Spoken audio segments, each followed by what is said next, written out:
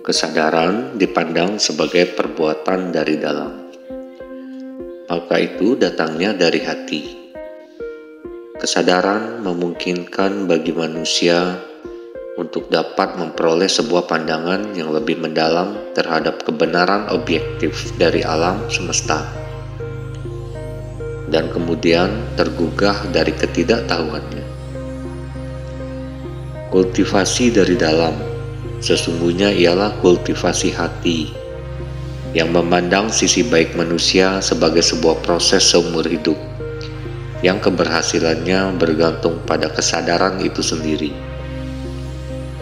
Memungkinkan bagi seseorang untuk mengkoreksi konsep kemanusiaan dan kelemahannya, untuk memperbaiki kualitas kesadaran hatinya. Pengetahuan atau pemahaman seseorang dalam perjalanan kultivasinya tergantung dari dia sendiri dan tidak dapat diperantarai melalui ajaran dari luar. Kesadaran identik dengan pikiran. Di masa lalu, kesadaran adalah kehidupan batin seseorang. Dunia introspeksi, pemikiran pribadi, imajinasi, dan kemauan. Sedangkan untuk masa sekarang, kesadaran jenis pengalaman kognisi, perasaan, atau persepsi. Dalam kehidupan sehari-hari, manusia sering dikatakan sebagai tempatnya salah dan lupa. Berbagai tindakan dilakukan cenderung menuju pada kesalahan, penderitaan, dan berujung pada penyesalan. Kesalahan dalam tindakan dimulai dari hilangnya kewaspadaan, sehingga kehilangan kejernihan. Kejernihan yang hilang memburamkan nurani manusia untuk memilih dan memilah jalan kebenaran. Susah untuk membedakan mana yang benar dan mana yang salah, mana yang hak dan mana yang bukan. Pertimbangan jernih yang seharusnya menjadi kendali perbuatan dapat tertutup dan tidak berfungsi jika kesadaran tidak pernah dilatih. Tindakan buruk yang dilakukan bila tidak segera dihentikan akan menumpuk dan membentuk energi kebiasaan yang semakin susah dikendalikan. Dengan kata lain, manusia menjadi makhluk yang sepenuhnya dikendalikan keinginan liarnya.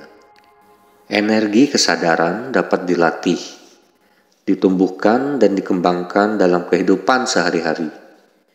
Mulai dari bangun tidur, menjalankan aktivitas, dan sebelum tidur lagi. Kesadaran akan semakin tumbuh menguat jika seluruh aktivitas diikuti dengan kewaspadaan.